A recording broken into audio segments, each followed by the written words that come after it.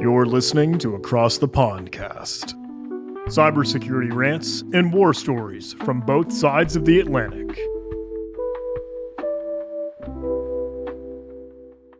Hello and welcome to Across the Pondcast, a show where we talk and occasionally rant about cybersecurity topics with perspectives from both sides of the Atlantic. I'm Tib3rius. I'm joined as always by my lovely co-host, Mr. Andy Swift. Andy, how are you doing? Howdy, Bumblebee. How you doing? I'm good. Happy. Yes. Excellent. Glad to hear it. The title of today's episode is US Tech Market Dominance, and we're going to include cybersecurity in that as well. Why is the US tech market so dominant in the world? Can the UK and the EU catch up? I have opinions. I'm sure you do too, Andy. Yeah, I got a few. Maybe not so strongly as you. But, I mean, you did move out there for the industry. So, yeah, that in itself probably speaks a few volumes, I guess. But, yeah, I think we have very different setups, very different countries. So, yeah, let's get into it. Before we start, this show is made possible thanks to our sponsors. If you want to sponsor an episode, please send an email to sponsors@acrossthepodcast.net for more details. Okay, so it's no secret, I guess. The US tech market is just, it's huge and dominant in a way that I don't think you can really compare it to many other industries in the world. In the sense that, and we were talking about this the other day, like lawyers are pretty well paid everywhere in the world, right? Relative to other industries. Doctors, I think, as well, I would say are relatively well paid. The tech industries are kind of weird in other countries. The tech industry in the UK, I know, like you can get good pay, but it's not on the same level as I think the US tech market is. Tech salaries are sort of notoriously high. And for that reason, I think the US tech market is so dominant. Yeah. And there's different reasons why, and we'll go into them. But I feel like that's something we set out from the beginning, is like, that's what we mean by US tech market dominance. Obviously, there are tech companies from all over the world that are very, very good at what they do. The US tech market, however, is just, I don't know, it's just weird. It just seems weird to me, Swift. It does. And in wages, I think countries like the UK are a little bit, maybe America's exception. I haven't really thought about that. Maybe it's just larger out there and it is more aligned with the rest of the world. But I mean, it is interesting. Our wages are a lot further behind in terms of cybersecurity than you guys have over there. I think in this country, in the UK in particular, we got interesting skill gaps and things that people like the government are putting a lot of focus on trying to plug up and trying to step up our cyber game. So there's a bit of that going on at the moment. I think across the board, that, and historically, especially the pen testing and stuff, wages have always been a little bit of an enigma in the UK, I found. Just having hired lots of people and recruited lots of people just from different places, everywhere's got like their own scales and structures and things. And, what seems to be one person's worth at one company is totally different at another company sometimes. And there's for example, had someone a few years ago who was a junior without really any qualifications, but they had about 2 years experience, I guess, under their belt. And then they got snapped up by like a large company, I won't say who, but offering lots and lots of money, like way above market rate for someone that was even very well certified, and that they jumped because of it. So there's a little bit of an imbalance, and they didn't work there long, and they ended up leaving after about 6 months. So there's it's quite muddy. And it's quite hard to read a lot into things like average wages for certain roles and things like that, and benchmarks and stuff. It's a little bit all over the place. But yes, certifications is also an interesting point in the UK. And we've covered this in another podcast as well. We have especially in pen testing, we have quite a structured certification path for a lot of things. However, that itself is being a little bit muddied now, because it used to be the case, especially when you and I went through the whole shebang of getting into check team leadership and things like that.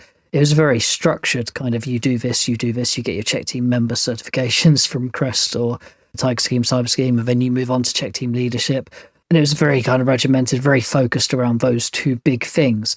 And then over the last sort of 5-10 years, loads of other certifications have started to pop up across the board, which arguably have more worth and more value in technical terms than some of these other industry standard ones over in the UK.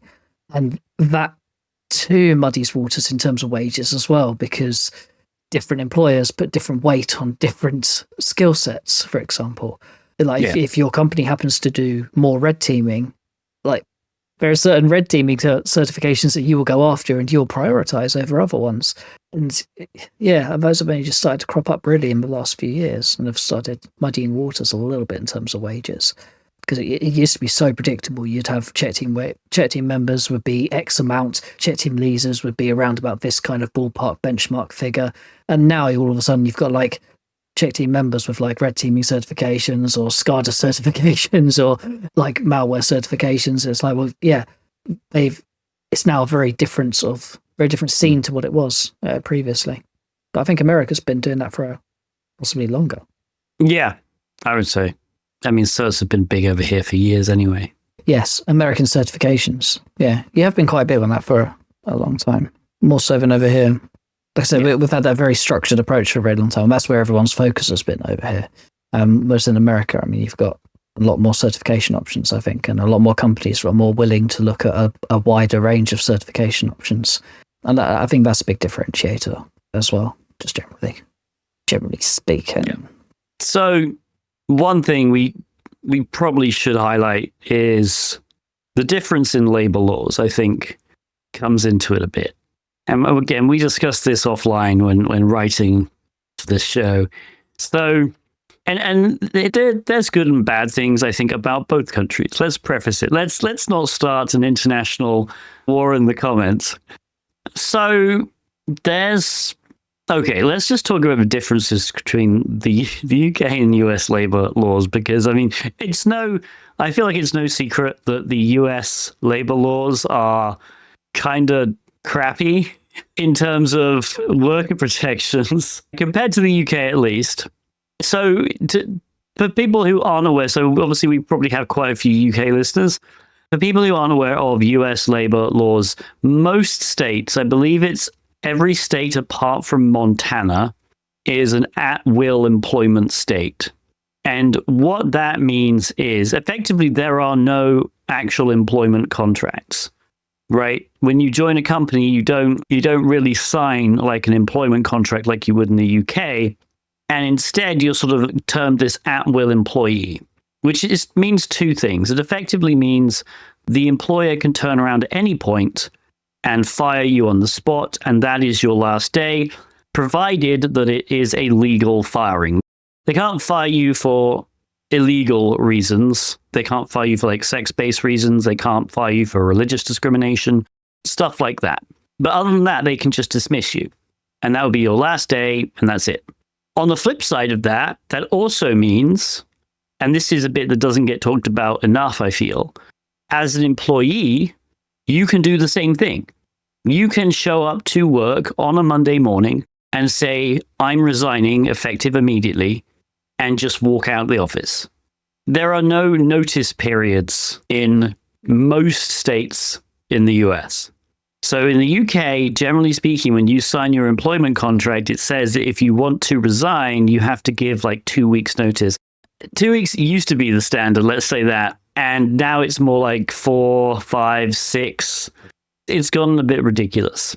It usually increases with seniority as well.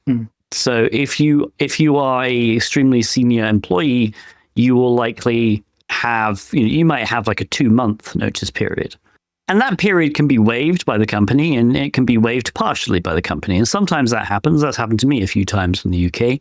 But yeah, for the most part, you're expected to, once you've said, I'm going to resign, I'm going to quit, you're expected to keep working, which I feel like for a lot of the US listeners is a weird thing. A lot of US people I've spoken to are like, but that's crazy, like to keep working, because sometimes in the US, even though we are at will, people still think, well, I should give some notice. But the fact that it's mandatory, right? It's sort of seen as in the US as a thing that you just do to be polite. It's not mandatory. And I see this as an advantage personally of the at-will system, and I think more people should do it. I've done it in the past. I've only done it once, and it was for personal health reasons. But I basically said, this is my last day. I can't work here anymore. And so, yeah. But it's an interesting dynamic, US versus UK in that sense. I think it has its benefits and its drawbacks. And I mean that from the UK side and from the American side.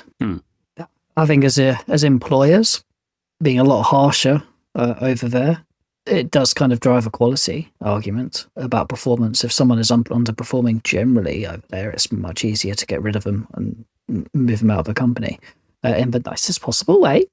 Over here, that's a very long, drawn-out process, and I've been on the other end of that. A few times where you have people underperforming, and the goal is always, in the UK's defence, the goal is always to try and bring them up to a level again. So if they're underperforming, we've got to give them fair opportunity to raise their game again. Maybe there's something in their life that's contributing towards it. Maybe there's some kind of other unforeseen thing that is getting in the way of them performing to their optimum and helping to bring them back round to that area of where they are performing well. It's kind of seen as being fair to them to try and get it to that sort of state again. However, that doesn't always work.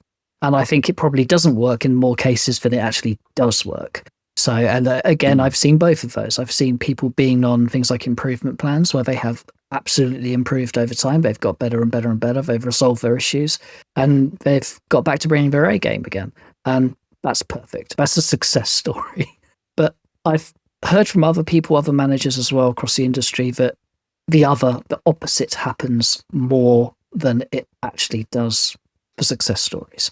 So you put someone on a performance plan and the immediate thing is, oh God, I'm going to get fired. I just might as well start looking for another job, to be honest. And then their performance just kind of drops off and drops off. And then you got the thing of, as soon as you do end up like agreeing to part ways, that notice period you have over here, which is about a month for most people on standard contracts now, 3 weeks to a month is usually fairly standard. And then for management terms, 2 to 3 months is also quite standard. Which is another interesting dynamic. So again, it's done to help protect people and make sure people don't sort of fall on hard times for just going, look, no more job tomorrow and that sort of stuff. And it's done to sort of protect the interests of individuals. But again, that backfires on company terms because you've then got an underperforming individual you've then got to work with for the next potentially 2 to 3 months, which is mad because they're not going to be performing well at that time. They're not going to do your company's reputation much good over that time. And it's I think this is something quite unique to consultancy type roles as well. Not just sort of general working roles where you're not client facing. Consultancy is a very client facing thing.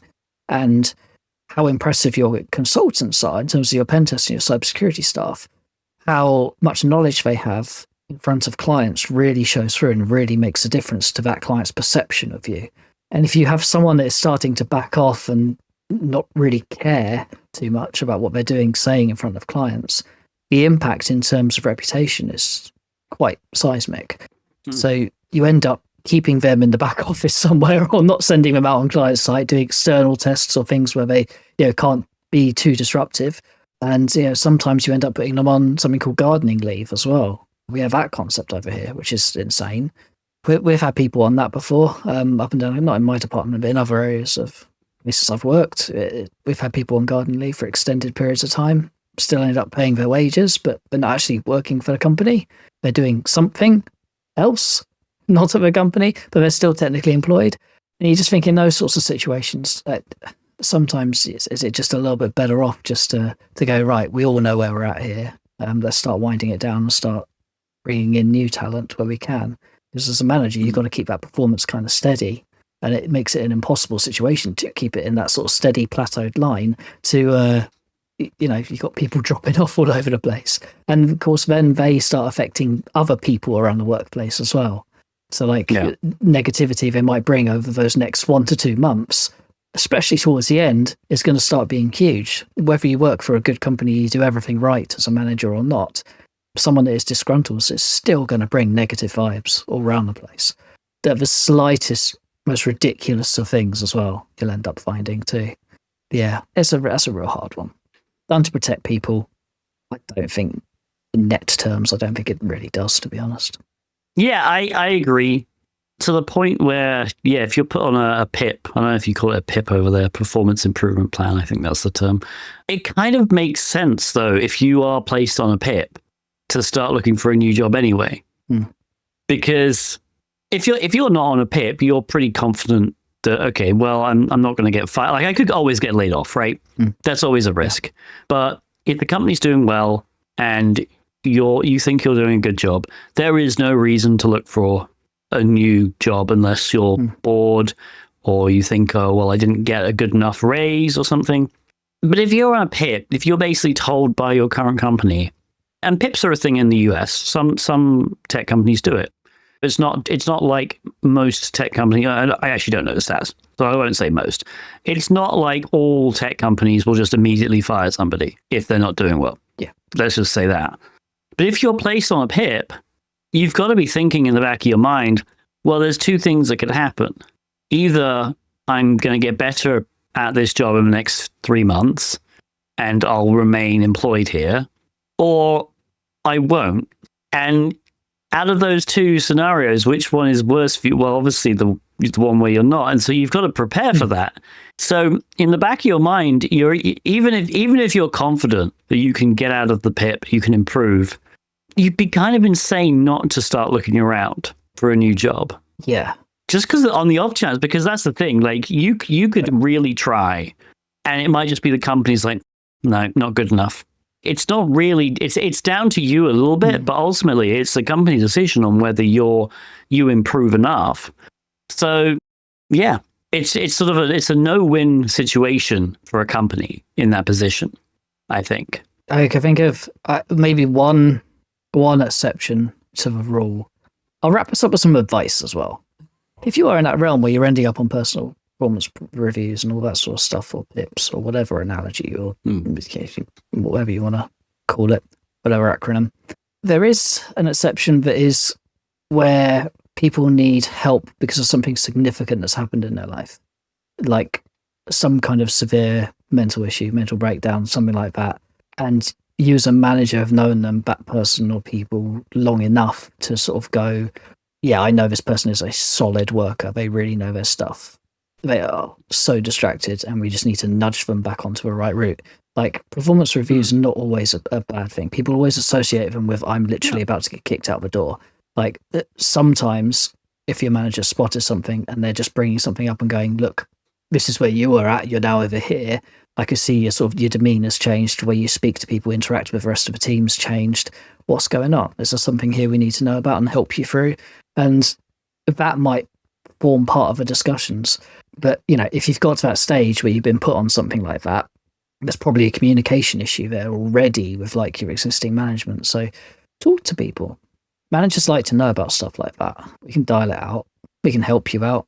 Especially in the consultancy world, we can give you things that suit your situation or to help you recover from it best. Maybe you have like massive anxiety about going on site for whatever reason. And that's something that's developed over the last 6 months. Can help you through that. If you don't know about it, you don't say anything about it, you suffer in silence. It's not a great scope to be in. But yes, gone off on a bit of a tangent again, haven't we? But yeah. Not too much of a tangent. It's good. And I think that happens in the US at the best companies. I really don't want to paint the US as this like nightmare scenario to work in. Like, I've worked at how many tech companies now? Like 5 or something in the US. And for the most part, they've been good. Like, there have been a few there's really been only one that was just awful, and I absolutely hated it. Worked there for like a month or so. They're fine, and they have managers can be great, managers can be bad. It's not like it's the complete Wild West out here, ironically, in terms of like, as soon as somebody's doing something bad, they're fired. That's not the point. It is just a thing that you can do for exceptional circumstances. And yeah, if you're going through some stuff a lot of the time, the good companies will help you through that. But I do think, even though at will, it may be not the best system, it's definitely not the best system. Let's put that. I'll even go that far. It's definitely not the best system.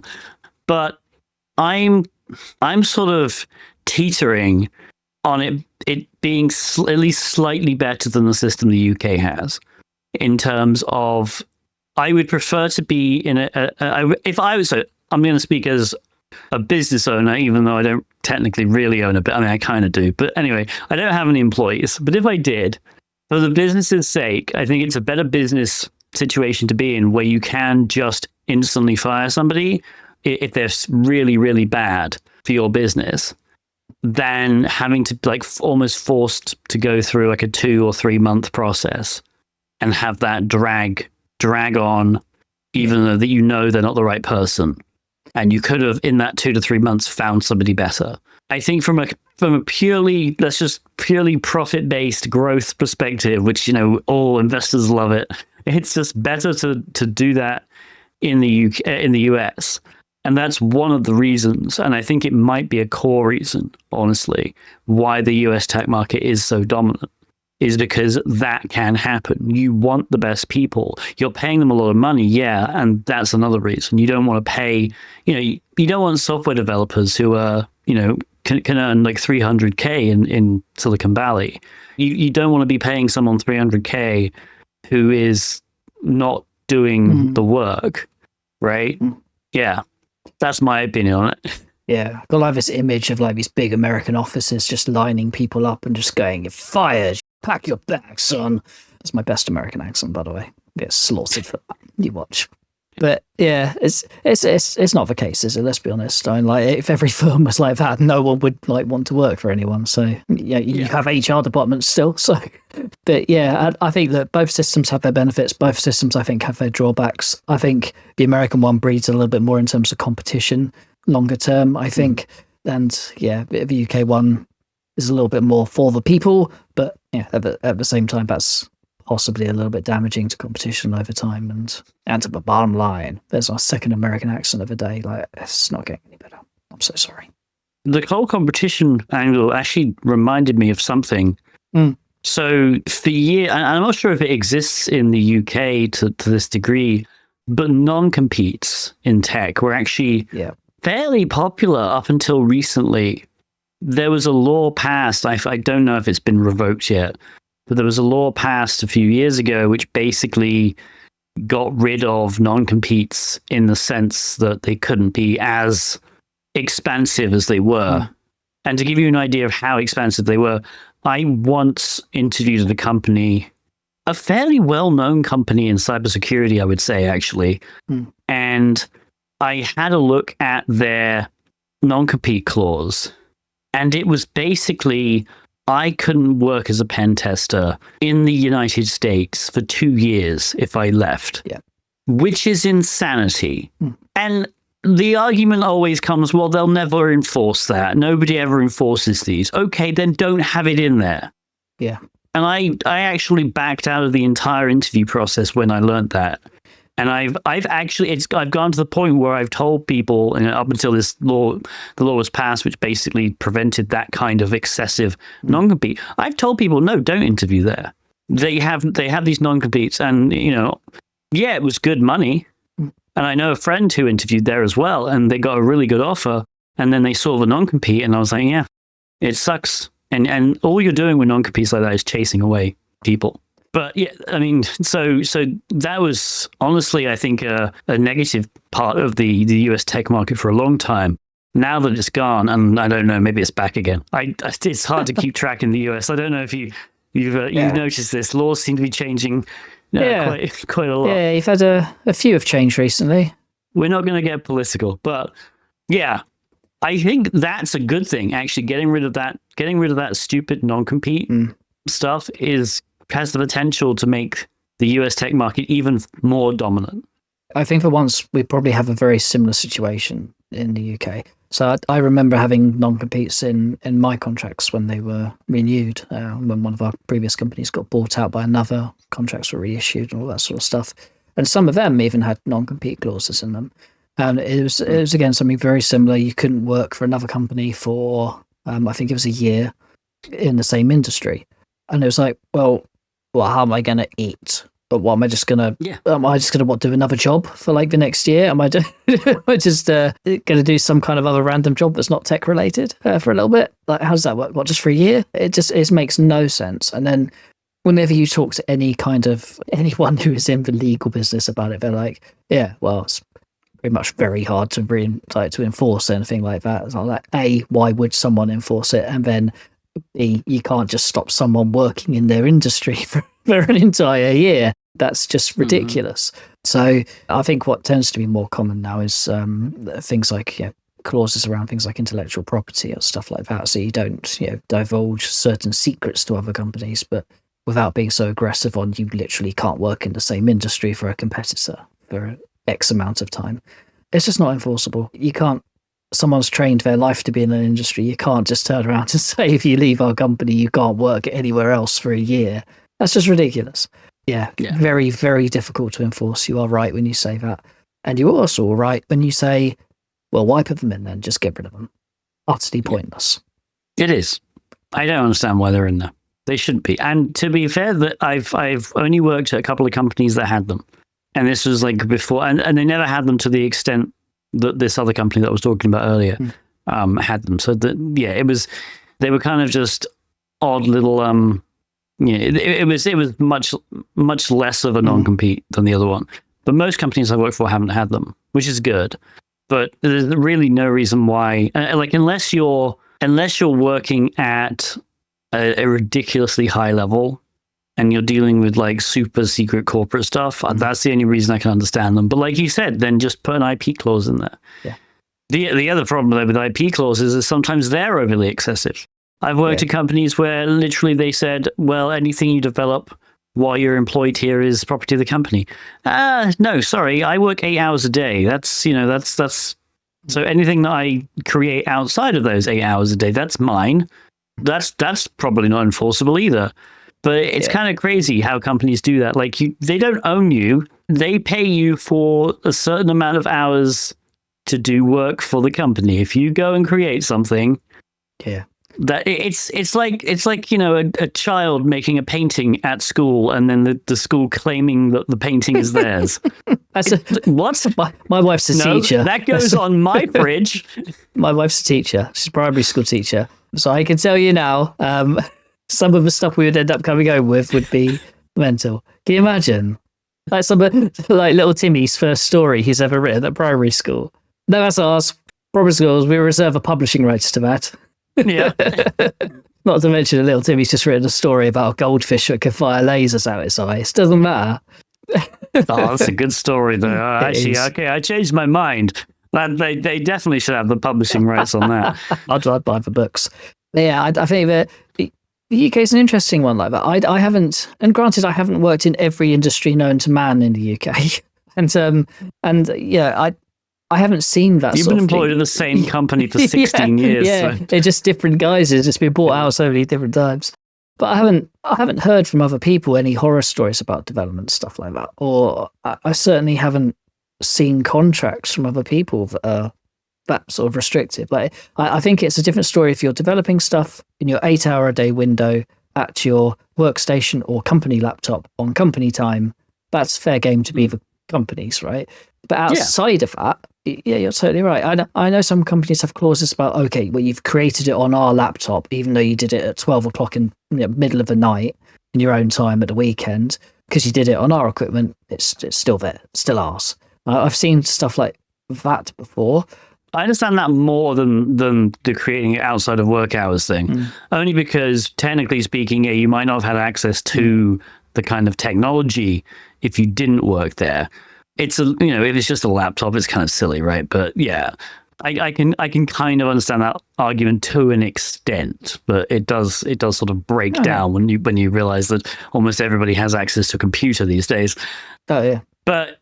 Yeah, and I'll admit it. I've developed stuff at companies while I've worked at a company, but out of work hours, and there was an IP contract IP clause in the quote unquote contract, and they just didn't know about it. I don't care. If they challenged it in court, I would have gladly taken them to court. and Yeah. hopefully won, but it never came up. But that's the other thing, like they're kind of enforceable, but they're kind of not, because so why have them in there? Yeah, I think most good companies you end up working for, especially in our industry, they sort of understand we're going to develop scripts, we're going to write tools, we're going to find vulnerabilities and submit CVEs. And I hate that stance of all of that stuff is ours. Like, good companies out there will credit the individuals and say, well, look, yeah, I know you found it on company time, but you're also doing your own research into this. You put a lot of your own time into it, and finding stuff like that is really good for like people's personal development as well. Like longer term, like we've done it. We've done a cast on things like what stands out in CVs and certifications and things, and we said in that one we were saying stuff like, well, it's not always all about certifications. Sometimes it's about some of the extracurricular stuff you do, the tools you develop, the things you put on your GitHub pages, the exploits you've discovered and stuff like that. And sometimes that's worth its own weight in gold. So yeah, companies have got to be more aware of that, I think, generally, and just giving people the opportunities to have that stuff to themselves and not kind of be too encroaching on it and to steal everything. At the end of the day, I don't think it has much benefit to them in our industry, unless you've created like a fairly industry standard tool. Most things are not particularly transferable, don't really translate to pure revenue and profit. So silly things in contracts just don't make sense and put people off. So stop doing it.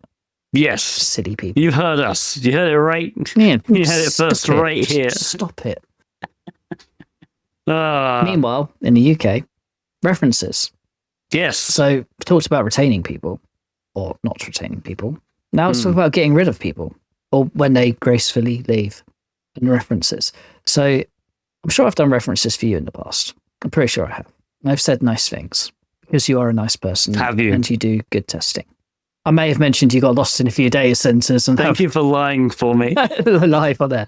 Yes. And I may have mentioned the amount of times you've got lost in data centers and your terrible sense of direction, but generally quite positive.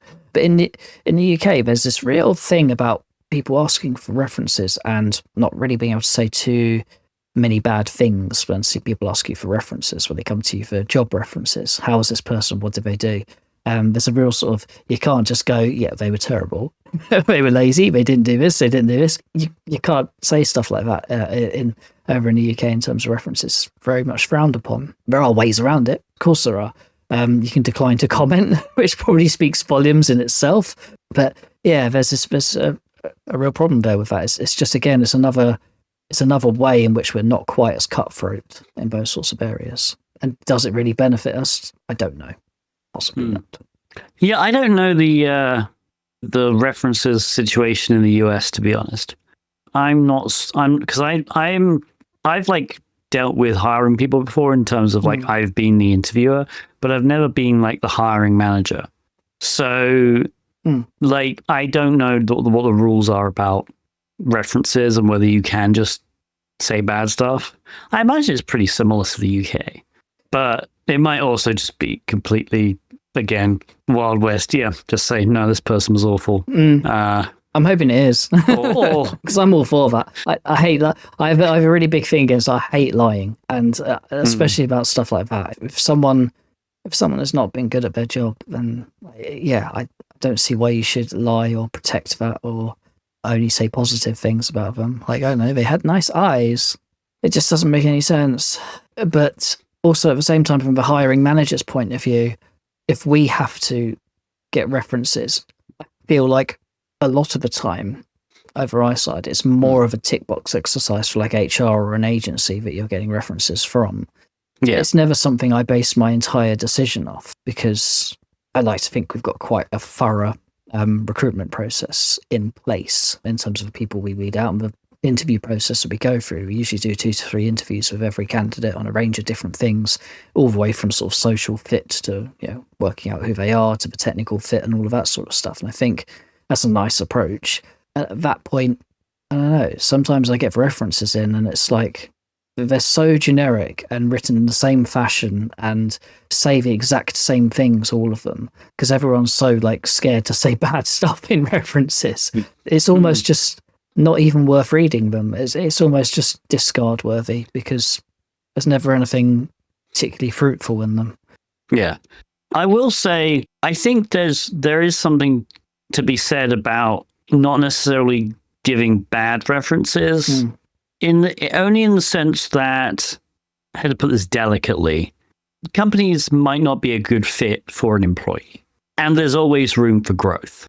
And it might just be like an employee might be a bad fit for company A and not have got on well there, and might be a great fit at company B. There might be something about company B's management structure. There might be something about their training regimen. There might just be the culture that fits that employee better than it did at company A. For company A to basically turn around and say, well, yeah, they were awful. They didn't do the work properly. We tried, we worked with them. Nothing happened. If you get that as a manager at company B, you might be like, oh, okay, well, we won't hire them then.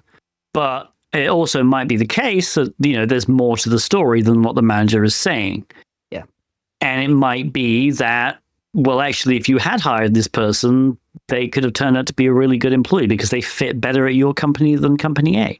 It's one of those double-edged sword situations. Like, it would be nice to write, to be able to write bad references for people who you had negative experiences with. But at the same time, is it possible they were a bad employee because you were a bad manager? Not you personally, Swift. I'm sure you're a great manager. I'm speaking generally, though. Yeah. I think that's something you've got to consider as well. So, yeah, I mean, first of all, yeah, I am pretty great as a manager. Any of my staff will testify. I'm going to get references for you now. I'm going to reach out to all of your employees. Say, can I have a reference for Andy Swift? Yeah, as long as you call it anonymous, so none of them know it's from us, right? That'll work. Do any of them watch this podcast? I don't know. Probably, maybe. Hi if you do. So I think at the core of it's underneath it all. And going back to one of the reasons that I don't pay too much attention to things like references. I do read them. I should say that. It's not that I ignore them entirely. I just get sick of the same questions and the same answers and the same generic crud that comes out of every single one of them. Because what would be really valuable for me in that place would be to learn something more about the individual that I don't know already. Like, I don't need some generic line about their punctuality. It's kind of important to know, but no one ever says a bad thing about it or anything like that. Oh, I want to know more about them, the stuff they've done in their time at that company, the valuable things they've done. I don't necessarily just want to know generally if they have like a good attitude, because it's like you said, that's something so subjective to like the culture you work with and the culture you've manifested within that team, your department, your company. So yeah, that stuff's really subjective. So I don't like any of that sort of generic subjective rubbish. I like to know more. So if you are in the recruitment industry, I feel like we're telling a lot of people off today. Listen up.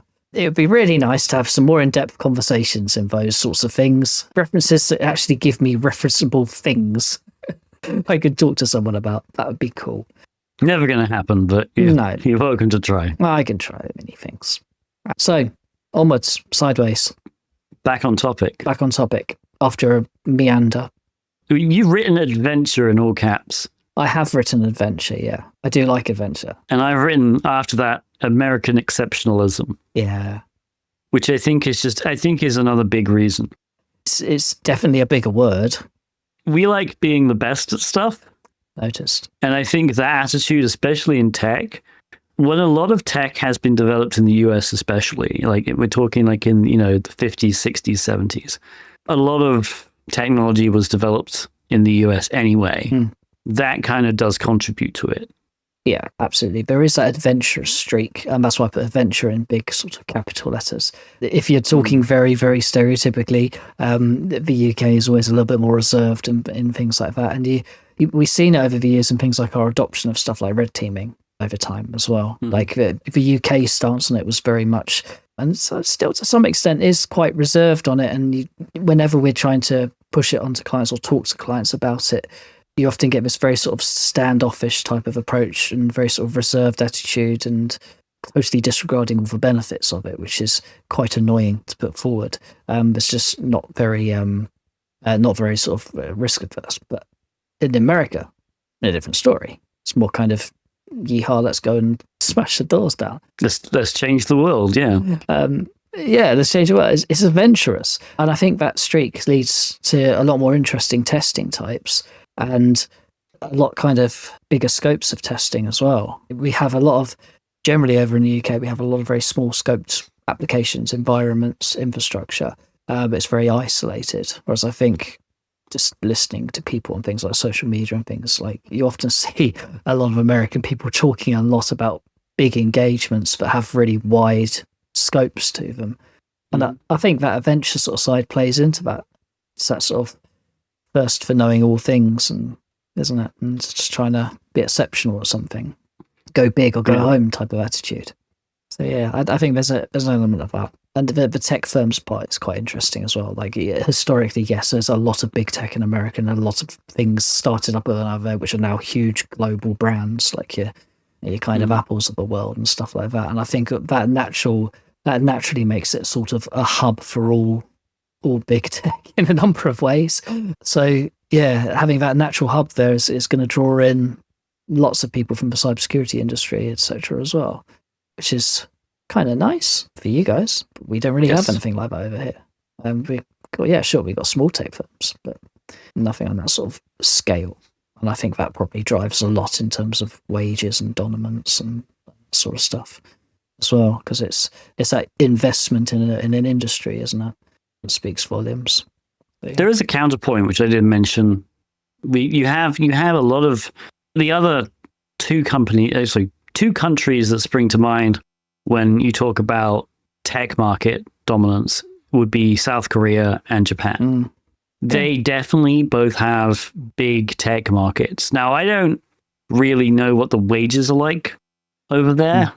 I imagine they're pretty good. I also know that in both countries, a bit like in the UK, there's more of a safety net. You know, in America, we have privatized healthcare. So, but that's all usually paid mostly by your employer anyway. So it's complicated. But yeah, so it may just be that the markets over there are dominant because they pay well. There's a safety net. So the companies aren't on the hook for a lot of employee stuff like healthcare. I'm not sure. I basically know, I know stuff about America and I know a little bit about the UK, but I'm sure people in the comments may have opinions about South Korea and Japan's tech markets as well. Culture, isn't it, as well? It's a big cultural thing for it, and in America as well. If you got such a nice system for like startup companies over there, like around your Silicon Valleys and things like that, and it's just it's that sort of stuff breeds a culture like globally of that's the place to go for that sort of thing. And I think that naturally plays a part in people's mindsets. So that's where you go for that. But it also makes you a target in terms of cybersecurity. There's a heck of a lot of attacks that go against America, like day in, day out, as with any country. But yeah, big time over there. And that in itself fuels the whole cybersecurity industry. And it fuels things like investment, as we're seeing recently with things like CVE and MITRE and stuff like that, and NIST as well. That belongs to America as well, but we still reference that over here. And I think most other countries reference things like NIST guidelines in most cybersecurity related tests and audits and things. So it is huge, and that investment in it, and that's because you are that target as well. It just means it's now a global hub for all of this sort of stuff. And CVE is a really interesting one, as we've seen recently as well. And what happens when funding suddenly disappears and evaporates. But there's, we'll maybe save this for like another podcast as well to do something on it maybe one day. Who knows? But there's a European version now as well of CVE, which references the US version. Yes. So interesting. Like I said, we'll save it for another podcast, because I think there's a lot to talk about on that whole topic about whether that's a sensible idea or not, or whether it's good or not. There's a Chinese one as well, which I forget the name of, that is well known in China, but the rest of the world literally just ignores its existence. And it's and even their ones are mapped to CVE as well. So yeah, it's a little bit weird. But yeah, once you create that culture and that hub for cybersecurity excellence, it sort of fuels itself after that. Yeah. It definitely seems easier to obtain investments in America than it does in the UK. Absolutely. Especially in tech. There's just a lot of money. A lot of UK firms in tech have American investors as well. So yeah, that speaks volumes too. It might also just be that Americans are slightly more risk averse, and that goes back to the sort of the cultural stuff. Americans are more likely to take risks than people from the UK, in my experience. And I don't know if you've seen my driving. I've experienced your driving. You'd make a great American Swift. Thank you. You'd have to do away with a little dinky car, though. You need a bigger car. I need a bigger one. Pickup truck. But yeah, I think there's just more. I think there's people in America, and especially investors, are more likely to put a lot of money behind startup companies who have ideas that might not pan out, and a lot of them don't. Yeah. But the ones that do sometimes go on to just do amazing things. And it's that sort of initial, okay, well, we're going to give you $5 million, to go and build your thing, even though, you might not see that as return on that investment at all. There are so many companies like that. But yeah, it's a risk because, some of them will undoubtedly succeed. And even if they don't succeed at first, they'll just get more investors. And that's the other thing. It's like I feel like in America, you can be completely unprofitable for 10 years and still be seen as a success story. Whereas I think in the UK, that's less likely. In the UK, that seems to me, more people would see that as, oh, well, you failed as a business person then. Whereas in America, it's like, no, we just got investors. We've just got, we how do you make money? Well, people put money into our business, and that's how we make money. We're actually losing all of it. But it does ultimately sometimes pan out that way. It's weird. Yeah. But it does. Like Amazon was not profitable for years, and I guess technically, if you think it still isn't technically profitable, but it is, right? It's a hugely successful company, and yeah, you can just get investors in America and use other people's money to build stuff that will eventually maybe turn a profit. It's that risk and that trust in your vision. It's attitude to risk. And I think the attitude to risk is the big differentiator here. Because the UK is a smaller place. It's a much smaller place. And if you, to give you an example, I came across doing some incident response, I came across an American pen testing firm. Again, no names. But and there's like 1 billion of them in America, right? But because they've all got investment. But this particular one, all they literally did was they had no qualified pen testers. They actually just ran Nessa scans and literally imported it into a PDF report. And that was like the be all and end all of their input. Like literally word for word. And it's like, yeah, but they've got massive investment from like some pretty serious backers. And you're like, well, how is this quality of stuff getting through? But it's that willing to take a risk. And like smaller markets, you come to the market with that sort of stuff, you'll get chewed out and spit out the other side.